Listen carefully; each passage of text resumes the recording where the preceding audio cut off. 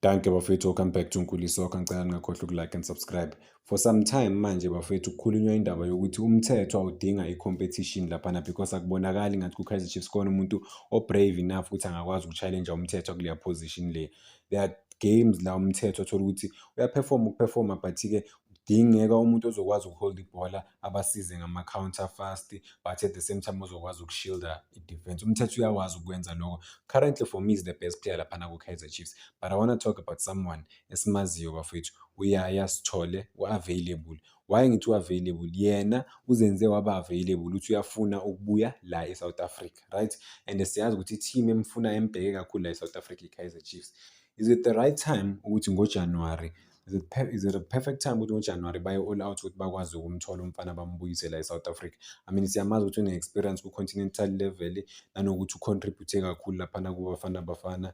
Yeah, ku-international level ngingasho ukuthi ku-continental level, ku-international level overall angakwazi ukubasiza ngempela laphana ku-Kaizer Chiefs nanokuthi alethe i-competition laphana kumthetho because of umthetho. As much as he has been good for i-Kaizer Chiefs, I don't wanna lie, but as a player udinga i-competition uma ubheke ebhentshini usho ukuthi usibani methole i-opportunity ukuthi adlale naye uzokwazi ukulwa, yabo. And the coolest thing about Uyaya Sithole ukuthi already bafethu sekwazile ukushaya amagoli laphana kuleya team le. Lo muntu lo udlala i-central midfield, i-central, right? I think but uyakwazi at the same time futhi ukumaka, une-strength, une-height, uyakwazi ukushilda ama-defense. Umuntu is not too offensive or advanced in terms of going forward, but-ke umsebenzi wakhe nje ukuthi akhile off izinto abazizamayo lesi ama-opposition. So i-Kaizer Chiefs ingakwazi ngempela ukubenefitha ngayo. Still 26, just 26, but experience anayo ku-international level and naku-European football bafethu. Already this season laphana bebuya ku-long injury bafethu, right? Long injury laphana ePortugal, but guess what? Mebuya ku-injury bakwazi ukumfaka back eteamini. I think une-goal or two because ngike ngabona khona into beyilokhu i-trenda because of ePortugal igoli ugolo. So eSouth Africa bathi hayi bo sesiyathuka bafethu, kanti no, they say it's a goal. So i-defender i-central midfielder but-ke aphinda abe defensive midfielder laphana abe deep eceleni kwama-defender ukuthi uyakwazi ukuwa-protect. And then i-team if uyadominate i-play uba yi-central midfielder but-ke makumele kumakwe kudefendwe kushieldwe i-defense, ukhona uyakwazi ukusiza kakhulu laphana. So he is i-player ngempela elingakwazi ukusiza i-team, elingakwazi ukusiza i-Kaizer Chiefs ukuthi umdlali akwazi ukucontributor overall. Do they need him? That's the biggest question. Mina I think they do. Uthi competition kumthetho. Why? I saw a replacement and that was just, for me, that was shocking. Meba replace umthetho abafake uMahlo, I mean ayikho into azoyenza ebhethela nomthetho because of kumele shield i-defense. But-ke bamfaka uGeorge Mahlo laphana sebebalida 3-0. I understand, but guess what? After bafaka uGeorge Mahlo laphana leya team yakwazi ukushaya igoli, right?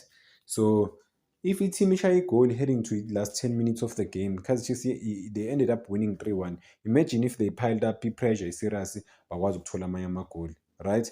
So badinga umuntu if umthetho babona ngathi okay, let's give him a break, but kube khona umuntu equally talented.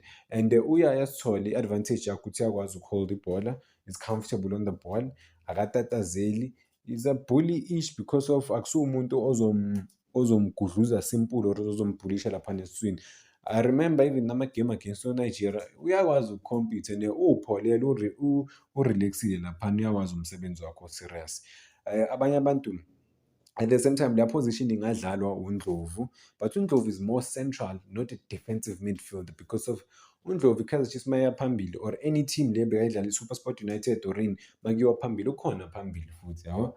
But-ke at the same time akusiwo number 10 ukuthi u-creative uzokunika okukhulu when the team is driving or the team is going forward, right?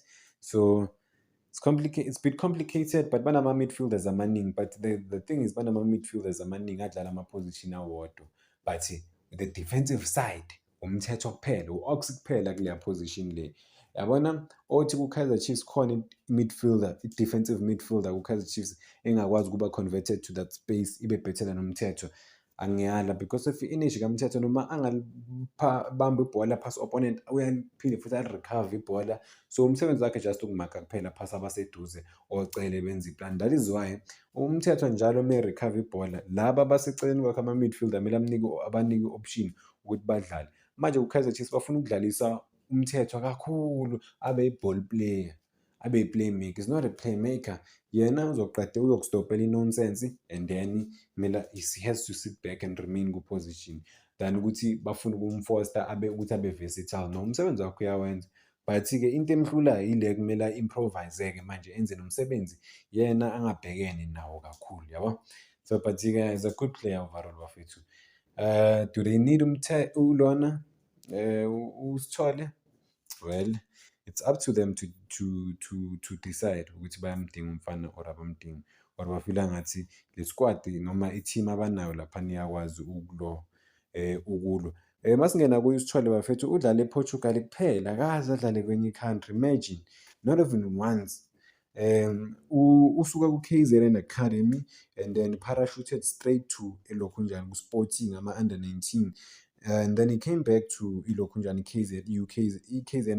KZN Academy, and then waya ku-Victoria under 23, waya ku-under 23 enye, and then he started to play vele ku-professional setup 2020-2021 season, and then from lapho-ke has been ku-Portuguese League, 2nd division or 3rd division kuphela laphana. So he keeps getting higher and greater laphana in terms of ukuthi udlala ku-league yase-Portugal naku-national team yabo Bafana Bafana. The coolest thing ukuthi ugraduate kahle lo muntu lo, is well developed. Uqale before afika kuBafana Bafana beku-under 23, before lapho beka-under 20, before lapho beka-under 2017, beka-under 17 ye-South Africa. So umdlali well equipped, well developed compared to lo Mthetho siyazi ukuthi is not developed. Obviously umuntu waseScott, bebanganawo ama-academies, bekadlalela nje ibhola lasemakhaya but-ke bekalithanda ibhola nanokuthi into makuyeyakhe akekho umuntu ozoyithatha from wena. And I liked what I heard about him ukuthi uyi-hard worker. Even abantu akhula nabo bayazi ukuthi uyi-hard worker, is willing to die inside the field of play and give everything. So abantu abaningi ubashaya ngokuthi yena uyi-hard worker. You might be more talented than him, but in terms of working hard, you'll never beat him. Khohlwa.